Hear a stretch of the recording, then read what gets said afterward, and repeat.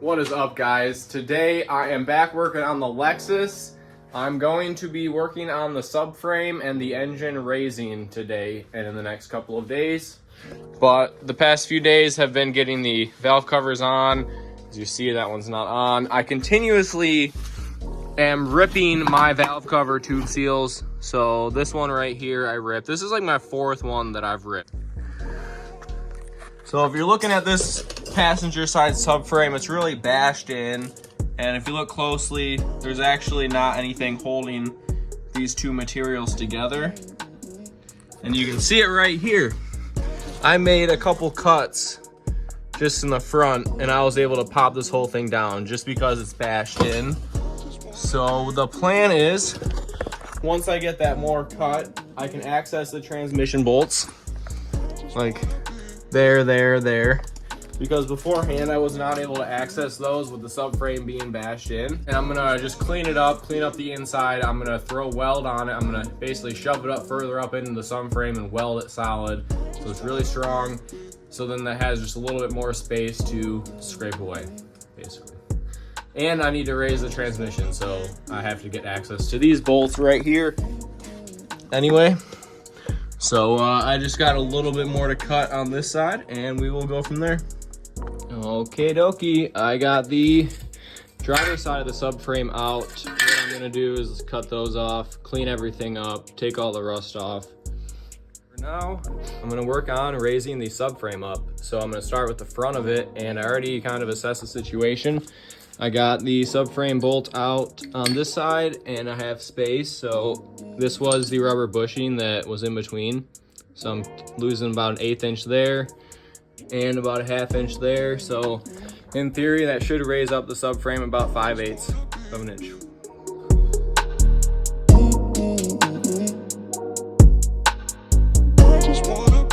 Okay, I got that piece cut off right there.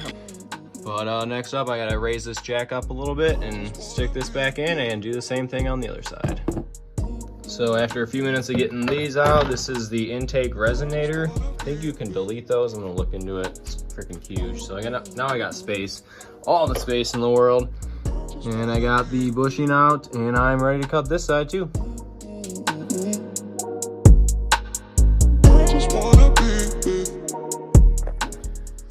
So I've gotten the subframe bolted back in on the front.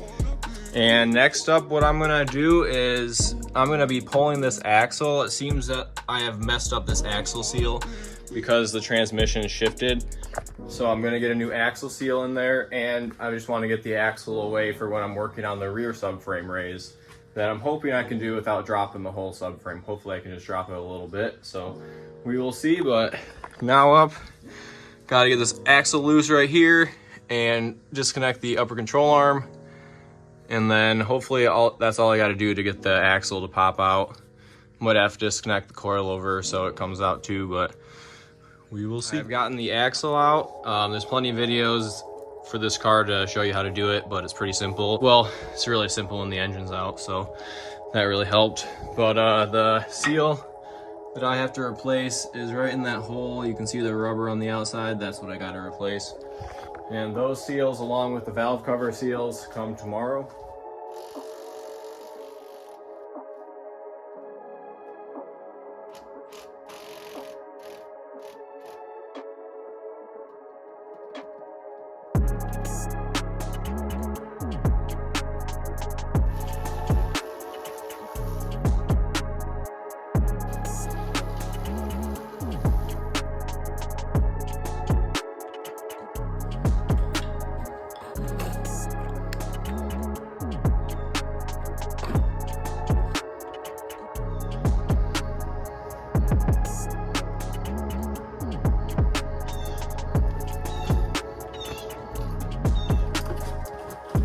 So I got the front raised up and kind of made a plan for the rear. What I have is I've got one side out, which is that side, and a jack underneath the subframe, and this one is loosened. So right now the subframe's probably dropped about an inch. So that is gonna give me enough room, hopefully. I might need to get a longer Sawzall blade for the side that I have brake lines. So this is the driver's side. And this is the bolt for the subframe that's out. And you see that the brake lines are right there, so I have to be very careful not to cut those. So I'm gonna be popping this wheel off and trying to access it from in there. Or I think that the back, I can access it in the back as well. So that is what I'm gonna try to do.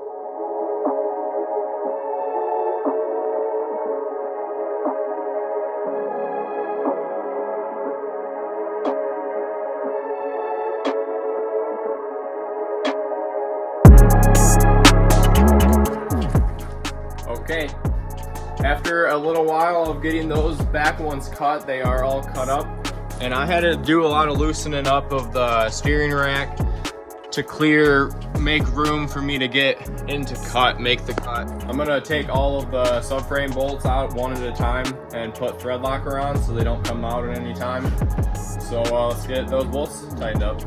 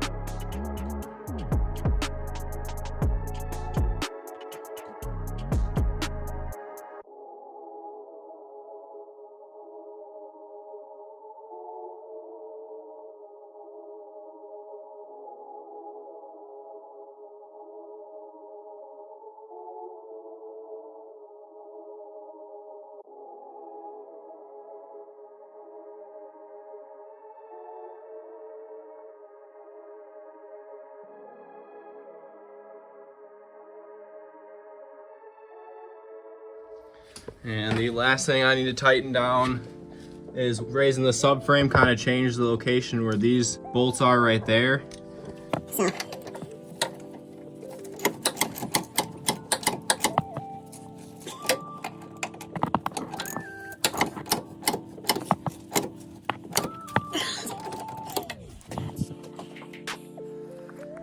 Well guys, that's pretty much how you raise the subframe. I didn't really need to move all the steering rack, and I don't recommend doing it with it on the car like I did, because I was very close to the gas lines in the back over there.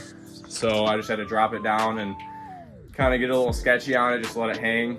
But that is all good. The last thing I need to do is finish putting these engine mounts in with the razor spacer pieces. I got the steel, and then I got 4 more for that. And I will need to do 4 more on this side, but for now I'm just gonna use a jack to jack it up once I loosen those bolts.